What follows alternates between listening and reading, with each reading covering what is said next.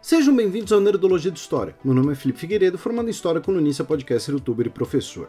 E entenda mais sobre a relação entre a Guerra Fria e a cultura pop nesse Nerdologia sobre coisas estranhas nos anos 1980.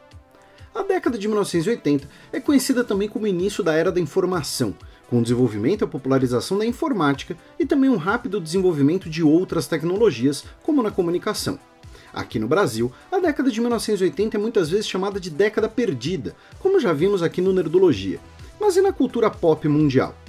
É uma década em que, desde o início, os países protagonistas da Segunda Guerra Mundial já haviam se recuperado totalmente economicamente. Embora a Guerra Fria fosse entre as duas superpotências, Estados Unidos e União Soviética, países como a Alemanha, o Japão e o Reino Unido ocupavam posições importantes na economia e no comércio mundiais. A combinação desse desenvolvimento tecnológico com um maior número de centros econômicos importantes faz com que a década de 1980 seja também considerado o início do que se chama de globalização. Notícias mais rápidas, integração de bolsa de valores e dos sistemas bancários, mais redes de transportes, dentre outros exemplos. E isso vai ter um impacto muito grande na história da cultura pop. A década de 1980 é uma década marcada por fenômenos mundiais na cultura pop. O processo de globalização leva a uma união de artistas e criadores com as grandes empresas que conseguiam difusão e exploração comercial dessas obras pelo mundo inteiro.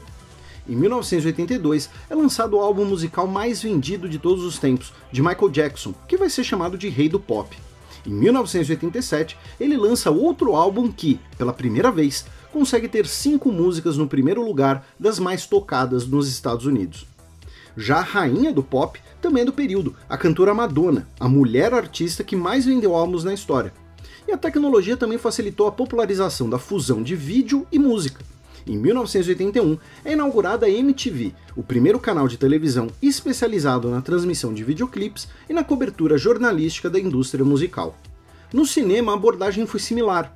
Os filmes deixam de ser centrados nos cineastas e voltam a ser grandes produções dos estúdios com o objetivo de alcançar sucesso financeiro em escala mundial, a era dos blockbusters, algo que já vimos aqui antes. O sucesso mundial de ET, a trilogia Indiana Jones e os 2 primeiros filmes de Volta para o Futuro são os maiores exemplos e tornaram-se símbolos dos anos 1980, como a bicicleta voadora, o chapéu de Indiana e o DeLorean usado como máquina do tempo. É o surgimento da ideia do estúdio ser dono de uma franquia de filmes, especialmente de ação, com personagens, um universo e às vezes tramas em comum, com os estúdios financiando grandes efeitos especiais. Duro de Matar, Máquina Mortífera e as sequências de Rambo são alguns exemplos. Falando em Rambo 3, na política internacional, a década de 1980 não começou muito bem. Em 1979, a União Soviética interveio na Guerra do Afeganistão, invadindo o país. Esse evento marca o começo da chamada Segunda Guerra Fria entre os Estados Unidos e a União Soviética, com maiores gastos militares e discursos mais agressivos na política. Essa expansão das forças armadas e renovação de forças nucleares era acompanhada também de projetos ambiciosos e um pouco malucos, algo típico da Guerra Fria. O maior exemplo costuma ser a Iniciativa Estratégica de Defesa dos Estados Unidos, conhecido como Guerra nas Estrelas por causa da popularidade dos filmes da saga Skywalker no início da década. Um dos pilares do projeto e motivo do apelido era um alto número de satélites em órbita com lasers que destruiriam mísseis balísticos com ogivas nucleares. O projeto não foi para frente devido aos seus enormes custos. Nos anos 1980, foi também quando o público dos Estados Unidos ficou sabendo do projeto MK-Ultra, da CIA, uma série de experimentos que duraram 20 anos. O Programa de Controle da Mente, que envolveu testes de drogas em pessoas que não sabiam que eram testadas, tentativas de manipulação mental e também o objetivo de desenvolver a capacidade de telecinese, mover objetos com a mente.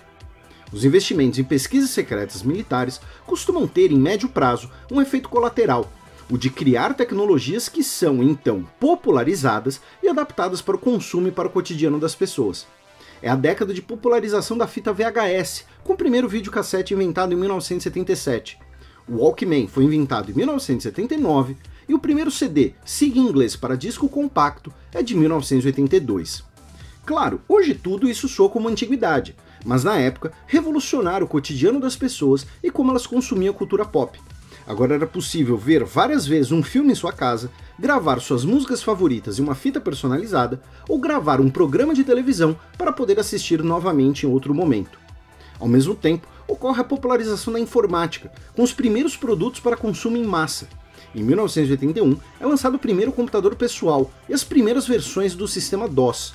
Em 1984, o primeiro computador pessoal com interface gráfica. E, em 1985, a primeira versão do Windows. Ao mesmo tempo em que os estúdios de cinema ou as gravadoras vão lançar produções caras, a possibilidade de pessoas comuns adquirirem equipamentos cada vez mais baratos e populares vai proporcionar inovações nessas áreas da cultura pop.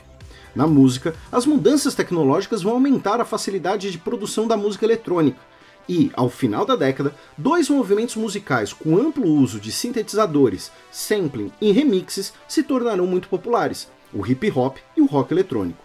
No cinema, a popularização de câmeras e outros equipamentos vai possibilitar muitas produções de baixo orçamento, como os filmes de Kung Fu de Hong Kong e filmes de terror, como Halloween, de 1978, e A Morte do Demônio, de 1981. O sucesso desses filmes vai motivar produções maiores e mais caras, como A Hora do Pesadelo, O Enigma de Outro Mundo e Gremlins. E claro, a década de 1980 é marcada pelo impacto dos videogames na cultura pop. O primeiro personagem de videogame que se torna popular na história é o Pac-Man, de 1980, ainda jogado em arcades. No ano seguinte, outro arcade trará dois personagens icônicos, Donkey Kong, que sequestrou uma princesa que deveria ser resgatada por um encanador de macacão que na época se chamava apenas Jumpman. Em 1982, descobrimos que o nome dele é Mario. Além dos arcades, alguns consoles domésticos célebres são dos anos 1980, marcando disputas entre personagens, empresas e mercados. A influência cultural e econômica japonesa estava se tornando um fenômeno mundial. Em 1983, a empresa Nintendo lançou o console Famicom, que chega nos Estados Unidos 2 anos depois, o mesmo ano de lançamento do console da Sega, o Master System. No final da década, as empresas lançam seus novos consoles, assim como os primeiros consoles portáteis que alcançam um grande número de vendas. Enquanto a Nintendo tinha Mario como seu mascote, a Sega competia com Alex Kidd e com Sonic. Outro marco da influência cultural japonesa da época é o filme Akira, de 1988. Claro que não é só disso que se trata a década de 1980, também marcada por muitos pontos negativos, como a epidemia de HIV, os custos da guerra às drogas e diversos conflitos pelo mundo. Já ao final da década de 1980, a Guerra Fria vai esfriar cada vez mais. O fim do medo de um conflito nuclear vai levar a uma abertura para temas como o meio ambiente e uma postura mais otimista sobre o futuro, questões que terão impacto também na cultura pop. Mas outros temas da década de 1980 e da década de 1990 ficam para vídeos futuros. Nos comentários do Nerdologia sobre a Marinha Alemã na Segunda Guerra Mundial, comentaram da possibilidade de que a própria tripulação resolveu afundar o encouraçado Bismarck para evitar sua captura. Foi uma soma de fatores, e não foi para evitar a captura, mas a rendição. Depois de mais de 400 impactos de artilharia, o navio já estava completamente destruído e sem nenhuma bateria em funcionamento, porém flutuando. Foi ordenado que se abrissem as comportas do navio para que ele afundasse. Junto com isso, ele foi torpedeado. Uma coisa interessante é que o fato de terem aberto as comportas diminuiu a diferença da pressão da água no afundamento. Por isso, os destroços do Bismarck estão em muito bom estado, já que ele não implodiu de dentro para fora. Perguntaram o que aconteceu aos marinheiros que afundaram o próprio navio no Uruguai. Eles foram internados em um porto neutro até o fim da guerra e o capitão cometeu suicídio.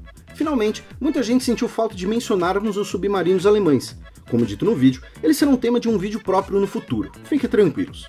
Não se esqueçam de curtir e compartilhar o vídeo. Assinem nosso canal para conhecer mais sobre décadas passadas e até a próxima.